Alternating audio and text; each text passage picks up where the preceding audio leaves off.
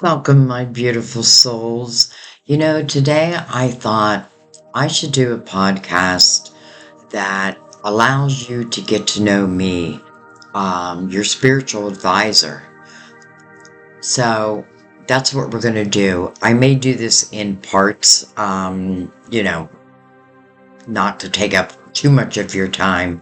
But let's go ahead and get started. Let me tell you how I found myself on this path, and that's exactly what happened. I found myself on this path. So, first, let me introduce myself. My name is Sandy. Um, I guess you would call handle is Archangel Guidance. Um, I read tarot. I connect through our spirit guides to really bring as much clarity as possible. But let me tell you how I began. So, I was living in Rhode Island when I got a call that my brother Mike, my older brother, who's a year older than me, um, went through something very dramatic and ultimately put him in the hospital. And I don't know why, but like nobody was going to go to the hospital. So I quit my job and I moved back home, which was Pennsylvania, to be with him. And he, he got beat up. He got beat up really bad and ended up having like severe brain damage. And they said he would not survive. So really what I was doing is just sitting with him, in his last moments. And I have to tell you, before that, I was general manager for fitness and spas and weight loss. Really nothing in the realm of spirituality. It's like my life was twofold.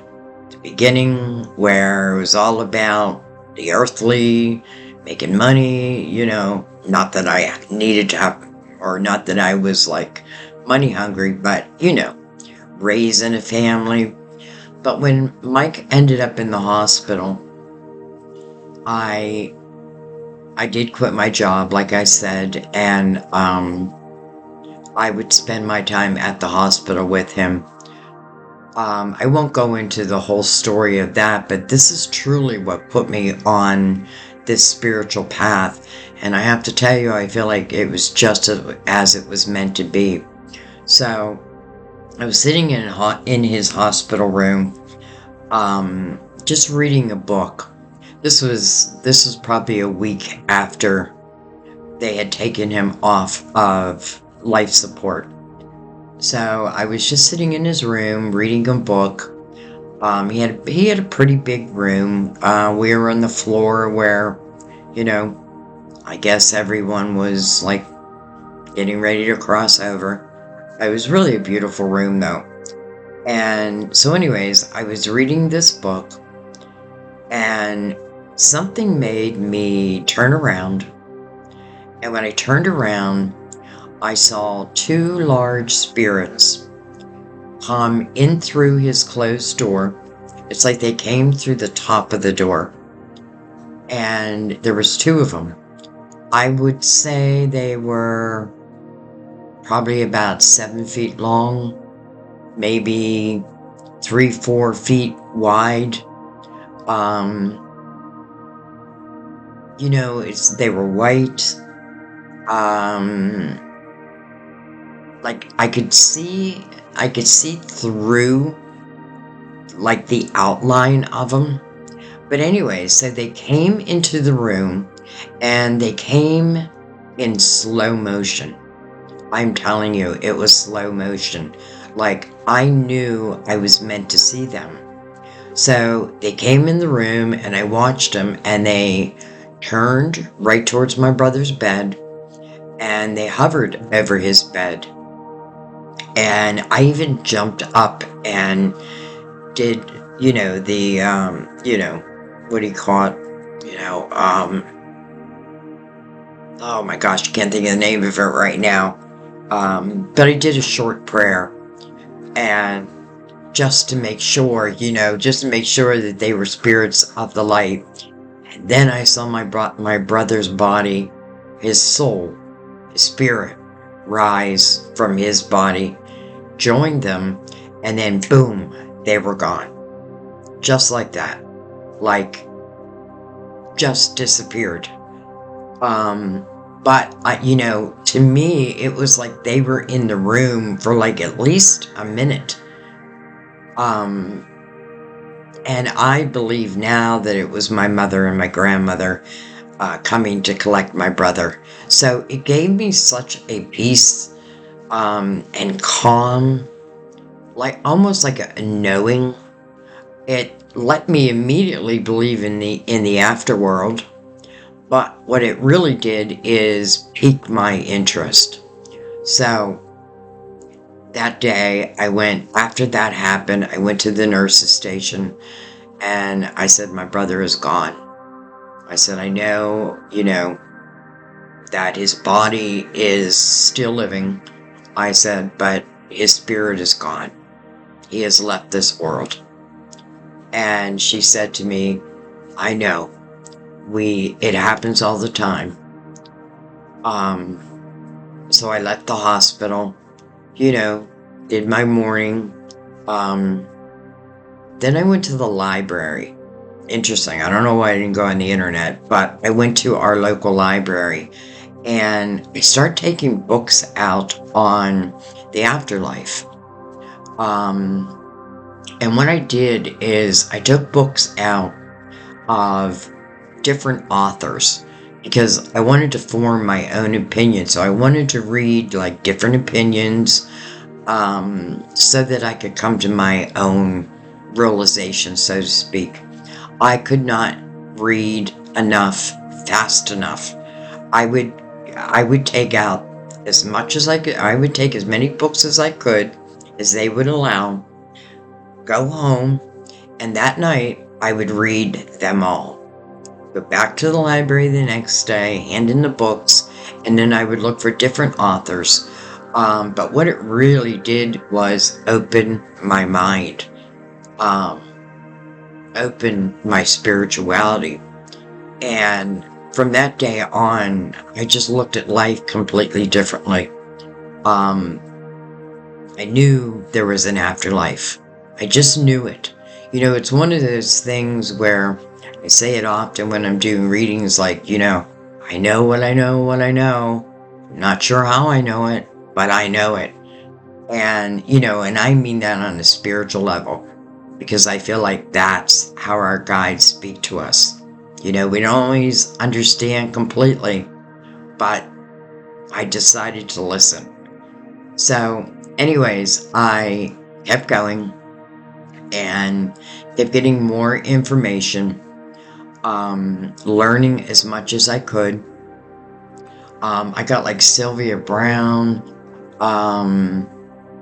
any of the psychic medium books, would read them, philosophy, afterlife, just whatever I could read. So then, life happened, and I was working. My boyfriend's running the lawnmower. I hope you can't hear that.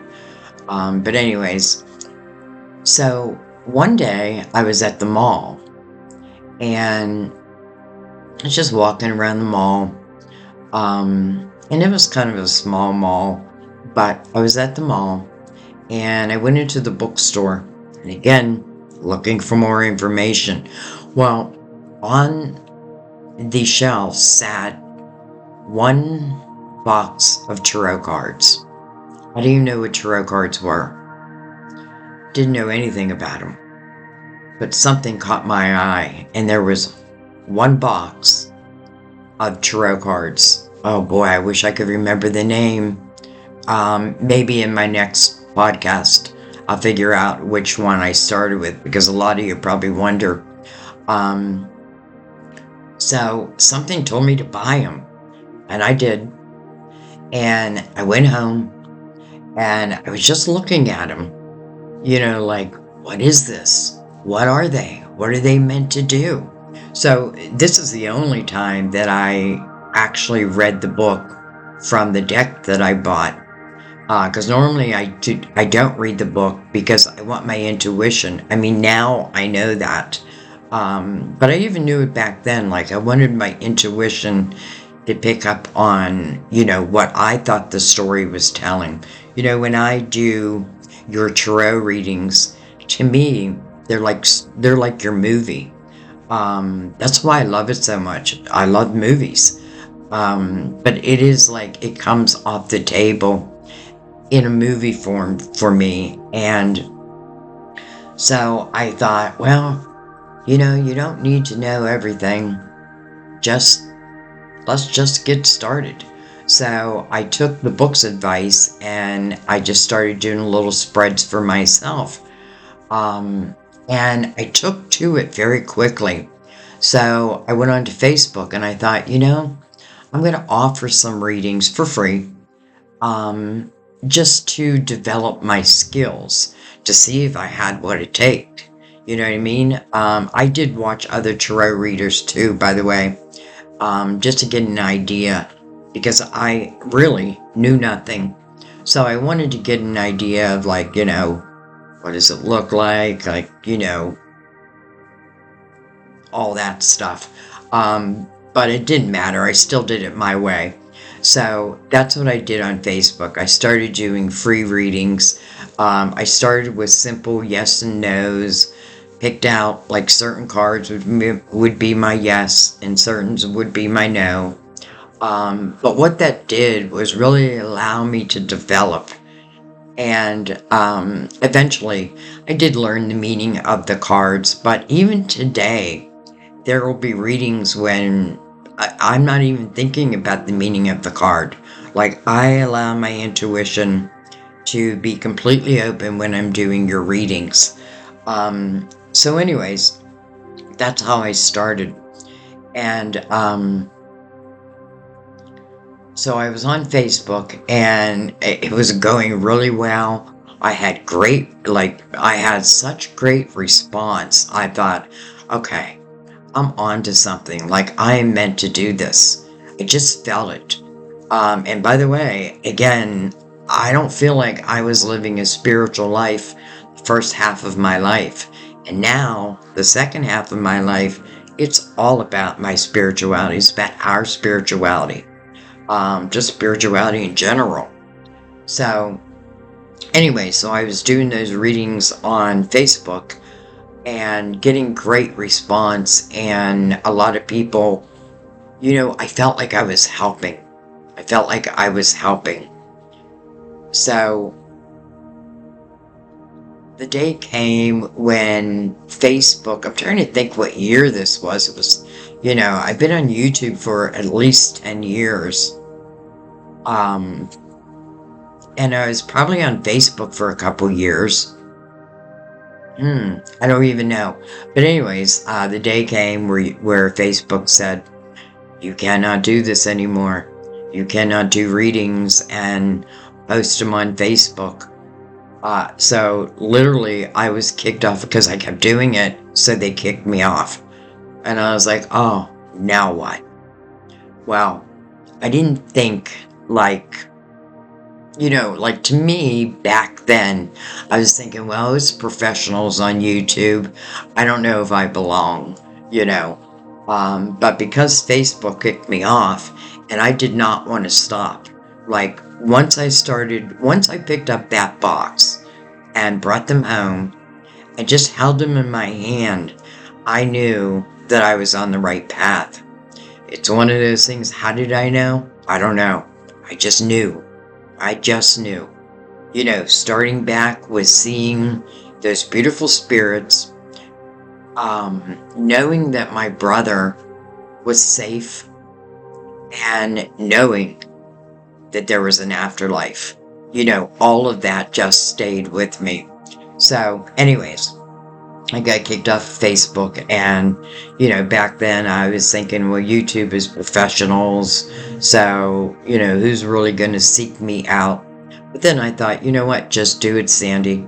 Just do it. Even if you go back to like, I keep thinking about releasing like my first playlist for those of you who, are in that zone of like, am I good enough?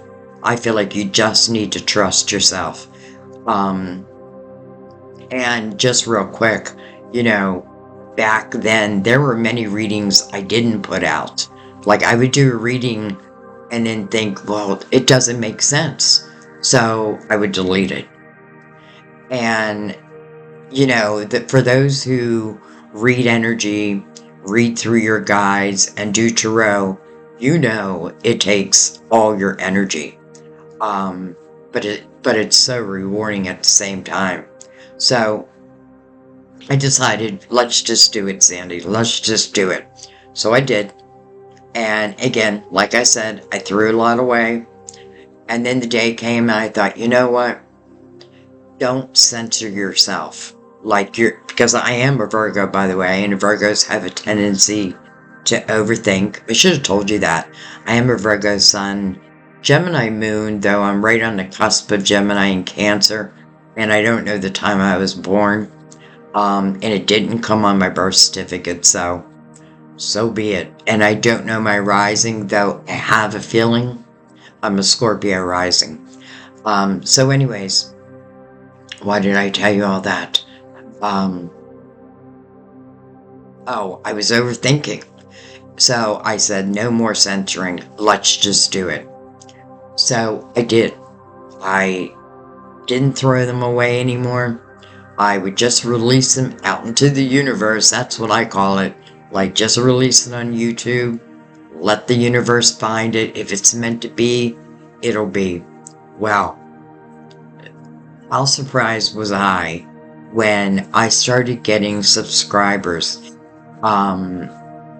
That was a great feeling. But really what surprised me were the comments where the readings where I would before throw away or delete. Those were the readings where I was getting comments like, Sandy, you don't know how much you helped me, or you know what I mean? And I started to realize I don't need to know the whole story. I just need to put it out there. I need to trust in my guides that they know the story and they're telling the story through me, and then just put it out there. So from that day forward, I don't delete videos. I just don't. However they turn out is however they turn out. Some may agree with that. Some may disagree with that. But I just feel like that is the way it was meant to be. So, years have gone on, and I would say that I have connected with my spiritual team more than ever. I'm very good at picking up patterns, another Virgo trait, and I notice spiritual patterns, through my readings in many different ways, signs, all of a sudden I was seeing 1111 all the time, every single day. I'd see it during the day, I'd see it at night. And I thought, okay, well, that has to have a message. That's when I started actually getting interested in numerology on top of tarot. So I did call myself a tarot reader. But as time has gone by, I have to say that reading tarot and just clearing my mind before every reading, it's really allowed the spiritual part of me to come out. And that is now how I read tarot, through our spiritual guides. I trust in them so much now. And that's going to have to be another episode. But I do. I trust in them so much. And I'm a big believer. I'm going to say big believer, but I feel like this is another I know what I know what I know. Boy, I hope you can't hear that lawnmower. What was I going to say? Oh, my spiritual team, they are always sending me signs of confirmation. I'll do a reading and then I'll sit down to watch TV that night, and well, I do a few readings during the day, but something will come up where literally like my whole title will be shown like in a movie we're watching, and again, confirmation from my guides. It still blows my mind, but I love it. Um, so that's how I began my tarot journey, and it is now my life, along with my loved ones, but for what I do for a living, it's all I do now. I am doing the podcast, along with, tarot readings. I do personal readings, all that, which I love doing because that's one-on-one experience. Though I don't, I have to say though, even in, let's say, a monthly zodiac sign, I still feel they're very, very personal. Like I can feel your energy. I can feel, this is what spirit allows me to feel. I feel when I do a reading that you're all in the room with me. I know and trust that who's ever meant to hear a reading, that their guides will put that reading before them. I just let it go. I let it be. And that is also something I had to learn to do. Don't look at the numbers. It doesn't matter how many subscribers you have. It's not about that. It's not about how much money you make. Though you do need to live, of course. But that's how I looked at it. I do this because I feel like I was born to do this. I feel like this was part of my soul's desire, but for later in life. The experiences, which will be another podcast, by the way, the things that I've gone through, let's just say in my young adult life, moving into, I don't know, later in life, until I moved into this arena, gave me plenty of reasons to doubt spirit, to doubt God. But now I see it from a completely different way, a different perspective. I look back at my life, and what I notice is, the terrible positions that I got myself stuck in.